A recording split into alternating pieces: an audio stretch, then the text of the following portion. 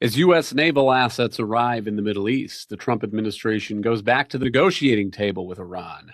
But after the destruction of its nuclear program, what kind of deal does the U.S. want?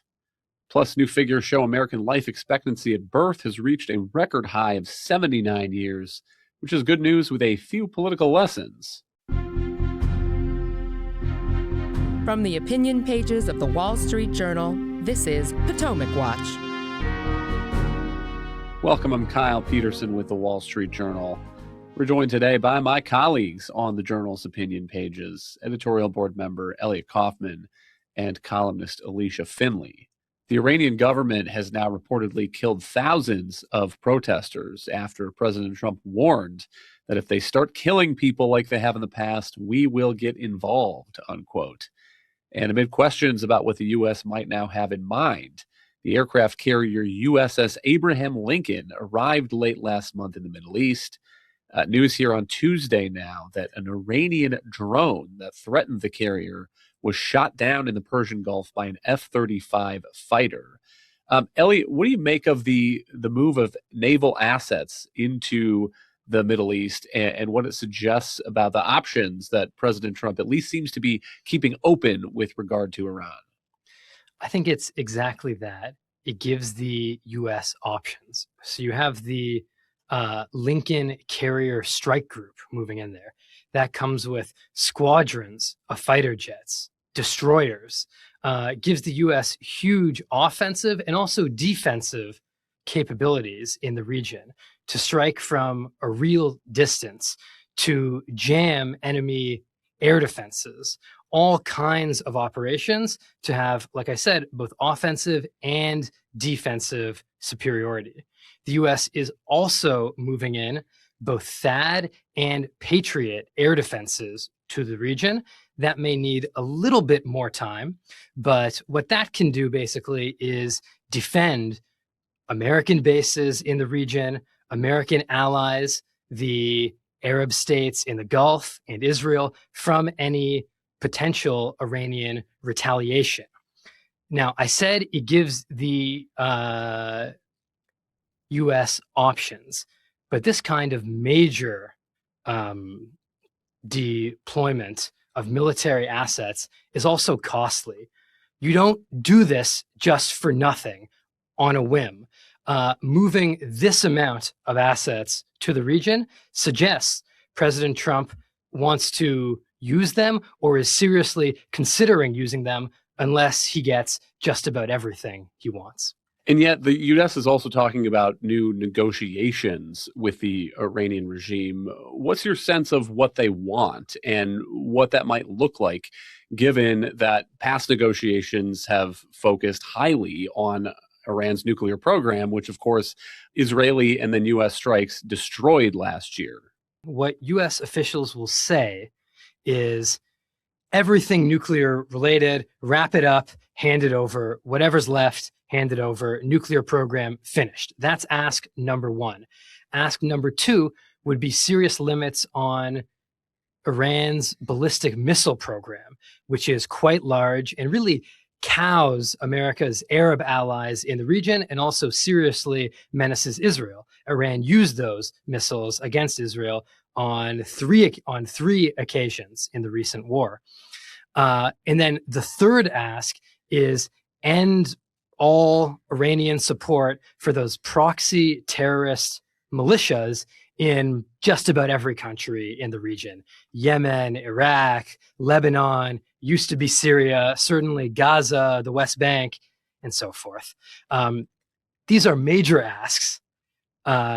Iran has never shown anything close to the willingness to do all of that. And the one area where maybe there could be progress now would no longer mean as much, and that's the nuclear area. Because, as you said, it has now been bombed deep underground. So while Iran had every opportunity before June 2025 to dismantle its nuclear program, to seize enriching nuclear fuel, now it isn't enriching nuclear fuel anyway, because it's been buried underground by US bombs. And so should the Iranians now say, okay, we'll stop enriching nuclear fuel. Well, they aren't doing it anyway right now. So it's not really more than a paper concession. And in exchange, they would want major sanctions relief. In essence, bailing out the regime, allowing it to get back on its feet, escape from this moment, and fund that same repressive apparatus that slaughtered its own people by the thousands. In exchange also for promises on ballistic missiles and so forth that a wise observer might be skeptical that Iran would actually keep. So how do you size up the options that are being presented now to President Trump as he thinks about whether there's a deal that can be negotiated, whether it's time to step in and help the protesters in some fashion? Notably, the Journal's editorial today is under this headline: "The deal in Iran is regime change." Yes. Well, I think after what President Trump said to the Iranian people, both before their regime started gunning them down and during, given all of that, I think it would be absolutely crushing, both to U.S. credibility and to the Iranian people, for him to turn his back on them when he said help is on its way, for him to give them absolutely nothing but just another deal to prop up the murderers. You know, you might expect some kind of deal like that from President Obama, perhaps, who, when Iranians rose up in 2009, wasn't there for them. But Trump said he would be there for them. And so I think he will have to give them something. The other point I would make is there was also talk of more negotiations in June 2025. After Israel was bombing Iran, would the U.S. join? Wouldn't it? It was a question. All this talk about, no, let's take 2 more weeks. Let's talk about this some more. And then the U.S. struck. It was part of a deception campaign. You could see something like that here, because while President Trump runs hot and cold, one day he is talking about regime change. The next day he says, let's give it time, let's talk. Those U.S. naval assets have been rushing into the region. They're there now. The defenses are almost there. That is what's been happening behind the scenes, behind those headlines. So I am still optimistic that either Iran will say no to, significant U.S. asks, or what Iran says yes to just won't be enough to forestall American action. What kind of targets then are we potentially looking at, and what would be enough to support the protesters and maybe move the needle for them on the ground? That is a difficult question. There are all kinds of smaller things that people had talked about before. For instance, providing strike funds to help protesters, helping them with their communications when the Iranian regime shuts down the internet and cell phone messaging, jamming Iranian regime communications. But when you bring in a full carrier strike group, you're talking about much more than that. And so there are smaller targets, for instance, the Islamic Revolutionary Guard Corps units that lead the repression in the streets, the Basij paramilitary bases that also gun down Iranians in the streets. That's one thing. But I would say even that, you don't need this level of force, this level of assets for. You start to look at major things like what the U.S. did in Venezuela, which started with a blockade, not allowing sanctioned oil shipments out. That's the lifeblood of this Iranian regime. But then you also look at going for the supreme leader, the Ayatollah. Major regime officials, IRGC commanders, you start to look at really helping Iranians topple the regime. Which would be a boon to the United States, to the Middle East, to the whole world, it seems to me. Talk about a little bit of the history and how the Iranian regime has been an implacable enemy of the United States for years and decades. Yeah, death to America is not just a slogan. Starting with hostages at the embassy, the very beginning of this Iranian regime in 1979, onto the early 80s through its proxies in Lebanon, killing hundreds of American servicemen. More recently in Iraq, militias, again, armed, trained, funded by Iran, killing over 600 American soldiers with some of those IEDs that we heard so much about at the time. That was Iran. And then on to the nuclear program, being entirely unreasonable, pursuing this at great cost, essentially immiserating, impoverishing the country, seeding war all across the region, Gaza, Lebanon, like I said, Iraq, Yemen. We saw what the Houthis did, firing over and over again on U.S. ships. And then even further than that, it's not just a regional question, because it's really the third member of this axis of anti-American aggressors: Russia, China, Iran. Iran provides China discounted, sanctioned oil. It provides Russia drones, missiles. It is an integral part of that alliance. And so when you have a regime like this, which really sees as its primary interest expelling America from the region, defeating America, destroying the American alliance system led by Israel in the region, the U.S. interest isn't hard to discern in this question. Let's turn to the good news on U.S. life expectancy. The Centers for Disease Control announcing new figures last week. Here it is. The U.S. life expectancy at birth reached its highest level ever in 2024, 79 years. Alicia, give us a sense of what is driving this trend. Well, I think there are multiple things that are driving the trend. So the 79 years, just to put it in perspective, is up by about 0.6 years from 2023, and it's even a little higher than 2019, 0.2 years. Now, the big declines over the last few years have obviously come from declining COVID deaths. If you recall, in 2021, there were actually over around 460,000 COVID deaths. And this last year, or in 2024, there were about 31,000. So that's a quite precipitous decline. And in fact, in 2025, COVID deaths, at least if you look at the CDC statistics, look like they're going to be set to fall below 20,000, which is actually close to or below what they usually are for the flu in a typical year. Now, but you've also seen a big decline in overdose deaths, and those also peaked in 2021 and 2022.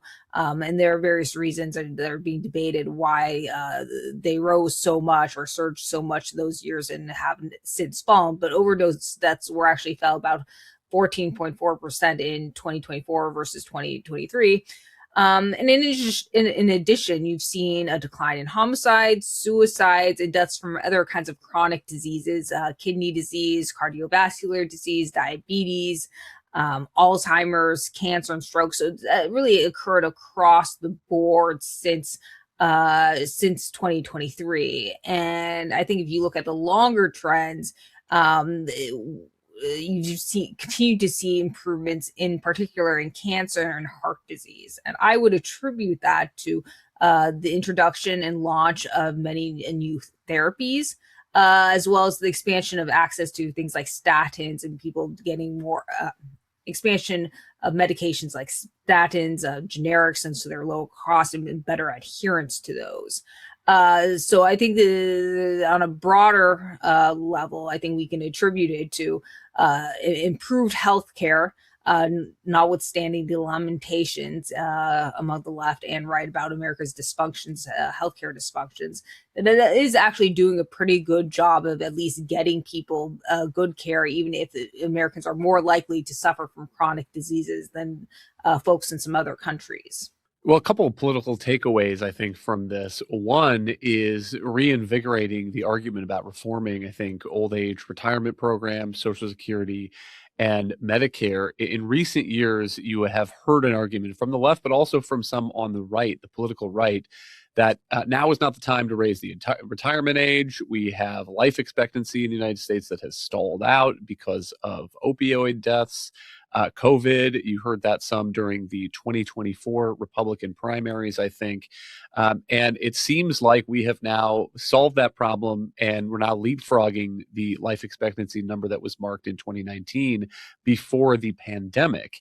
And as a reminder, these retirement programs are on the verge of being insolvent. The last time I checked the Social Security report, the trust fund is going to run out something like in the next presidency, not under President Trump, but by 2032, 2033, sometime around there. And Medicare, kind of a similar timeline.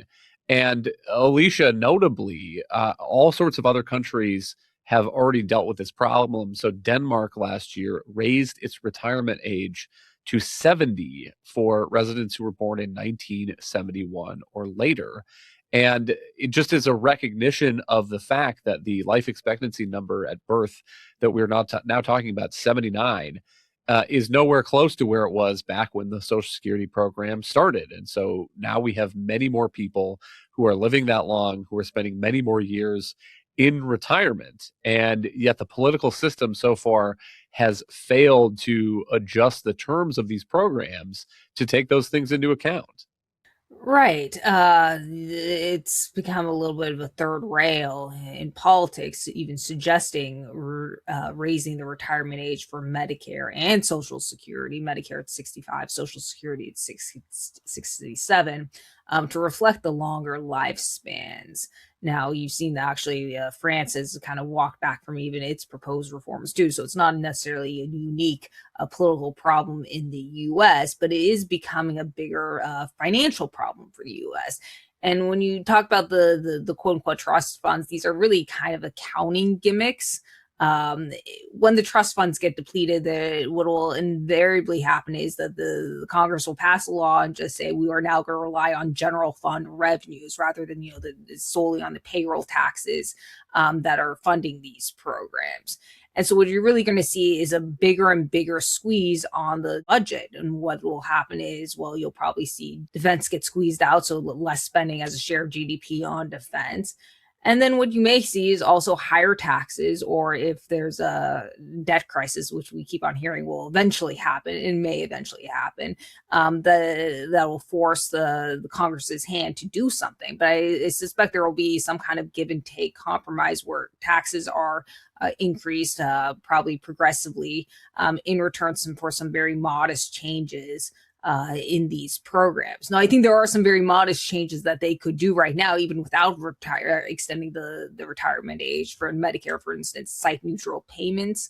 And that would require CMS, the Centers for Medicare and Medicaid Services, to pay essentially physician offices the same amount as they pay to hospitals for the same procedures. Right now, hospitals get paid much more for doing the same procedures, providing the same treatments as physician offices, and that has created enormous distortions, resulting in more consolidation and actually increased costs. So I think that's something the Trump administration has proposed doing something about by regulation, though I think you'd really need an act of Congress to codify that. Those are the kinds of technical reforms I think are low-hanging fruit that they could grab onto if they aren't they don't have the political will to do broader reforms like premium support that Paul Ryan had proposed back in the day, and now maybe 10 years ago, or to raise the retirement age for Medicare. The other lesson, the one you were hinting at earlier, Alicia, is the idea that the much maligned U.S. healthcare system, for all its problems, is actually doing a reasonable job of solving healthcare problems for individual people, but also for these kinds of breakthroughs on diseases like cancer and other drugs. The pharmaceutical innovation, biotech innovation in recent years has pretty much been astounding.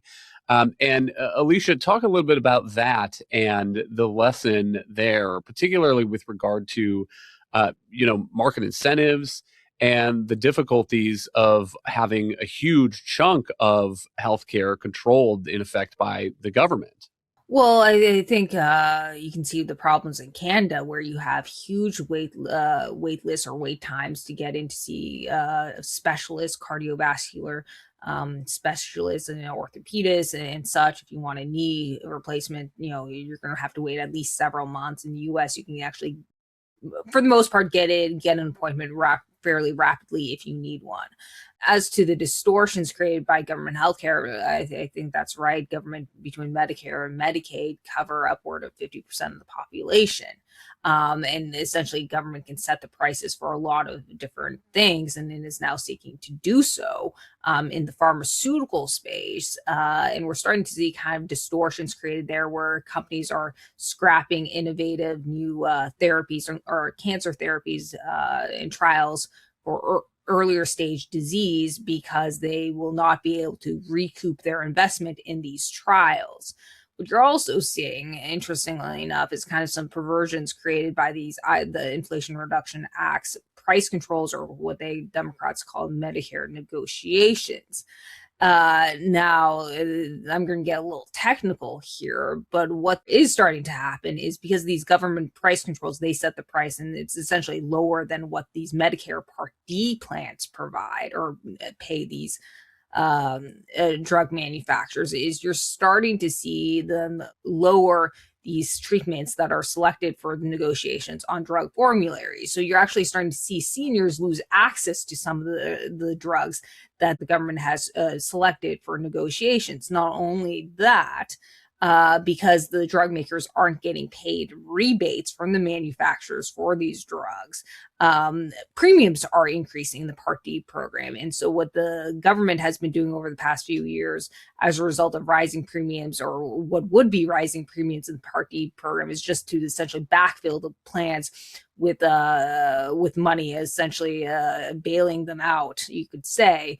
But the reason why their costs are increasing, premiums are increasing, are actually because of distortions in government regulations. So this has created kind of a Rube Goldberg exercise that I think Congress is going to need to address if they can get their head around it. It also creates a political blame game of people who are elected politicians whose incentive is to say popular things, pointing fingers at the insurance companies, pointing fingers at the pharmaceutical companies. Alicia, you've also written about the kind of tension in the government's view of Medicare Advantage, which now covers about half of the Medicare population. What's the latest there? Well, the CMS Center for Medicare and Medicaid Services last week came out and proposed to essentially hold the payments to these Advantage insurers, which are essentially private plans that are paid by the government to administer Medicare. And usually they work like traditional insurance plans. So they have networks, provide set benefits and all of that, and they compete on price and premiums as well as benefits. Now, CMS is proposing to hold their payments essentially constant over in the 2026 year, even as the cost of medical inflation is increasing and utilization is increasing. So what happened is that all these the insurers, especially Humana, United, CVS, that have more exposure to the Medicare Advantage sector, their stocks sold off. And the reason for that is what's going to happen is, yes, their margins are going to get compressed, but by the way, their margins, they're already capped by Obamacare. They have to spend at least 85% of their revenue on medical care. That reduces the amount for administrative costs or profits or otherwise to 15%. But you're also going to see is benefit reductions. Now, that already happened after Biden reduced their payments in 2024 for the 2024 plan year and 2025 plan year. You will also probably see increased deductibles in many plans, because some of these plans don't, Medicare Advantage plans don't want to necessarily increase premiums, because that's kind of how they compete among each other for business. But you will see a few of these supplemental benefits that seniors really like free gym memberships, or dental, optometry. And have been really one of the pull factors for the Medicare Advantage program. And so I think ultimately what you'll see is, if the benefits decline, more people will swing back to traditional Medicare, which actually has many fewer incentives to control costs. And so as a result, you may actually see even higher spending. Thank you, Alicia and Elliot. Thank you all for listening. You can email us at pwpodcast@wsj.com. If you like the show, please hit that subscribe button, and we'll be back tomorrow with another edition of Potomac Watch.